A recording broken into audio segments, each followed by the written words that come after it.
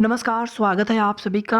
UP ANM 92-12 भर्ती में 2800 grade paper court में सुनवाई हुई थी कुछ दिन पहले, उसकी अपडेट आप सभी को नहीं दे पाए थे। तो उस दिन सुनवाई में क्या हुआ था और इसी के साथ-साथ अब आप सभी को नया वेतन भी मिलेंगे नए डीए पर। और यही नहीं, नए साल से डीए में 4% की वृद्धि और होने जा रही है और जनवरी से ही वो बढ़ा हुआ डीए आपको मिलेगा, बट एरियर्स के रूप में आपको फरवरी मार्च या मार्च अप्रैल तक आपको मिलना स्टार्ट हो जाएगा। तो कुल मिलाकर के अब डीए 50% होने वाला है। यहाँ पर यूपी ट्रिपल एससी से नई एएनएम भर्ती को लेकर के आप सभी के कमेंट आते रहते हैं। मैं रिप्लाई नहीं कर पाता हूँ आप सभी को, क्योंकि कोई भी कन्फर्म जानकारी मिल नहीं पा रही है। पीईटी 2023 का रिजल्ट आते ही विज्ञापन नोटिफिकेशन आने स्टार्ट हो जाएंगे। और यही नहीं, कई भर्तियों के अध्याचन ऑलरेडी आयोग के पास हैं। कुछ नए अध्याचन उसमें जुड़ेंगे। अब आप सभी जानते हैं कि ई अध्याचन के माध्यम से यानी ऑनलाइन अध्याचन लिया जाएगा, तो जिसकी वजह से ज़्यादा उसमें डिले नहीं होगा।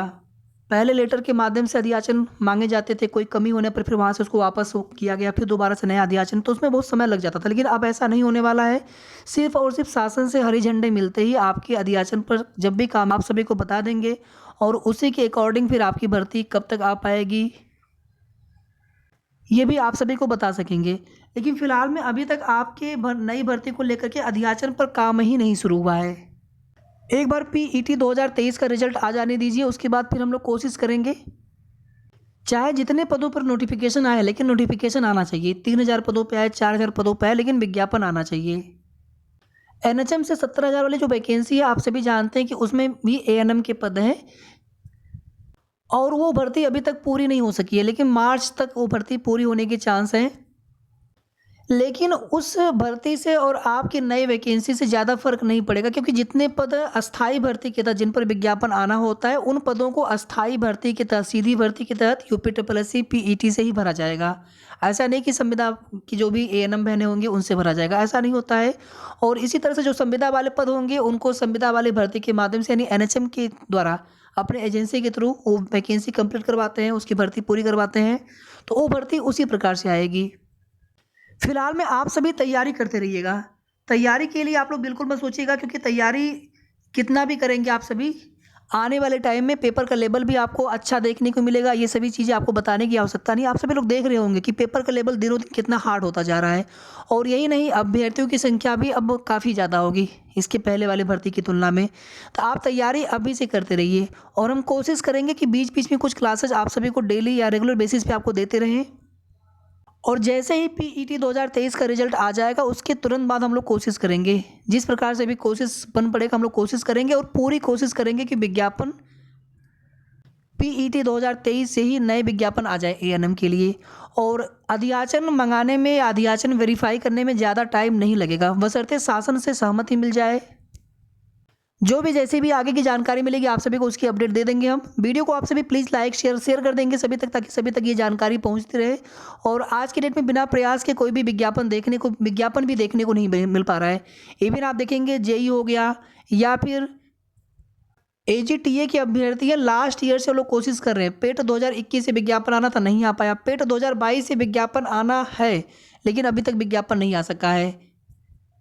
तो हम लोग भी कोशिश करेंगे आपके विज्ञापन को लेकर के, और पूरी कोशिश रहेगी कि पीईटी 2023 से आपके लिए विज्ञापन आ जाए। तो आप सभी चैनल को सब्सक्राइब कर लीजिएगा। हमारी पूरी कोशिश होती है कि हमेशा जब भी आपको कोई भी जानकारी दे, सही जानकारी दे, और जो भी कोशिश बन पड़ेगी वो कोशिश आपकी भर्ती के लिए करें। अब आगे बात करेंगे यहाँ पर एएनएम 92-12 भर्ती में चयनित आप सभी के लिए वेतन में लगातार वृद्धि देखने को मिल रहा है, लेकिन ये वृद्धि पर्याप्त नहीं है। आपको 2800 ग्रेड पेपर वेतन मिलना चाहिए। और जिस तरह से आप लोगों को वर्कलोड मिला हुआ है, इतने सारे कार्य मिले हुए हैं, अगर उनकी पूरी लिस्ट बना ली जाए तो लगभग 10, 11, 12 ऐसे पूरे कार्य हो जाते हैं, जिसमें से कुछ कार्य ऐसे जिनसे आपका कोई मतलब नहीं होता है।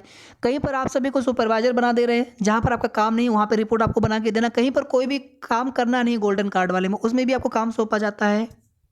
तो कहीं कहीं पर घर घर जा कर के टीका लगाइए। बहुत तरह की चीज़ें हम भी आप सभी से बात होती है तो इस तरह की चीज़ें आप लोग बताते भी हैं। और इसके अलावा बहुत सारे जो फॉर्मेट हैं या फिर बहुत सारे जो चीज़ें हैं ऑनलाइन या फिर ऑफलाइन, वो रिपोर्ट भी आपको सभी को बना करके देना पड़ता है। इवन कुछ ब्लॉक में, कुछ ज़िलों में संडे को भी, छुट्टियों के दिन भी बुला लिया जाता है। और हमें लग रहा है कि आज की डेट में भी आप लोगों में से बहुत सारे लोगों को बुला लिया गया होगा। और हर बार वेतन के लिए, सैलरी के लिए आप सभी से जो भी पैसे की मांग की जा रही है, किसी के द्वारा भी मांगा जा रहा है, पूरी तरह से गलत है। आपके वेतन में से 1 रुपया कोई नहीं मांग सकता है, वो आपका वेतन है, उनको देना ही पड़ेगा। लेकिन कभी वेतन के नाम पर, कभी एरियर्स के नाम पर, कभी एनपीएस फॉर्म के नाम पर, तो कभी मानव संपदा पोर्टल या फिर कभी वेरिफिकेशन के नाम पर, हर जगह जो भी चीज़ें इस प्रकार की शिकायतें देखने सुनने को मिल रही है, इस तरह की चीज़ें नहीं होना चाहिए। आप सभी महिला चयनित राज्यकर्मी हैं, सरकारी एम्प्लॉय आप सभी हैं, लेकिन कहीं ना कहीं आप सभी में से बहुत सारे लोगों की शिकायतें हैं कि हम लोगों को परेशान किया जा रहा है। इस तरह की चीज़ें बिल्कुल भी नहीं होना चाहिए। 2800 ग्रेड पेपर जहां सरकार को आप लोगों का सपोर्ट करना चाहिए था, लेकिन यहां पर आप सभी जानते हैं कि एसएलपी फाइल कर दी गई है, पुनर्विचार माफी चाहेंगे, स्पेशल लीव पिटिशन, यानी कि जो सिंगल बेंच का एक पूर्व का आदेश है, फिर एक नवंबर लास्ट में एक आदेश आया था 2800 ग्रेड पे को लेकर के, तो उन आदेशों को चुनौती दी गई है। फिलहाल में अभी कोर्ट की छुट्टियां चल रही हैं, लगभग 21 या 22 दिसंबर से छुट्टियां चल रही हैं, 2 जनवरी तक छुट्टी रहेगी। अभी जो सुनवाई हुई थी लास्ट डेट पर, उसमें कोई भी निष्कर्ष या कोई भी डिसीजन नहीं आ सका है।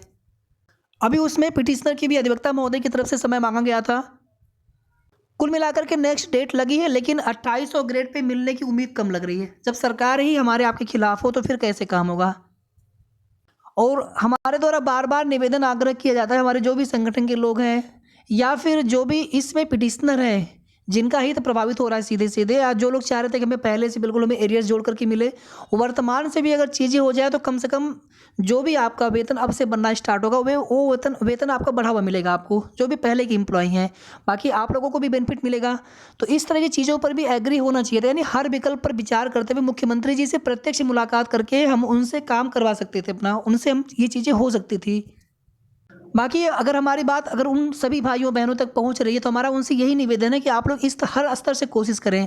सरकार से सिस्टम के साथ में चलना होता। अगर हम लोग एक बार मुख्यमंत्री जी से मांग करके देखें, ऐसे भी वो मानने को तैयार नहीं है। अगर वैसे भी नहीं मानेंगे कोई बात नहीं, कम से कम पछतावा तो नहीं होगा। 2800 ग्रेड पे तो होना ही है, लेकिन आज नहीं होगा, फिर समय लगेगा, 1 साल बाद 2 साल बाद होगा, लेकिन जितनी जल्दी हो जाता उतना अच्छा होता।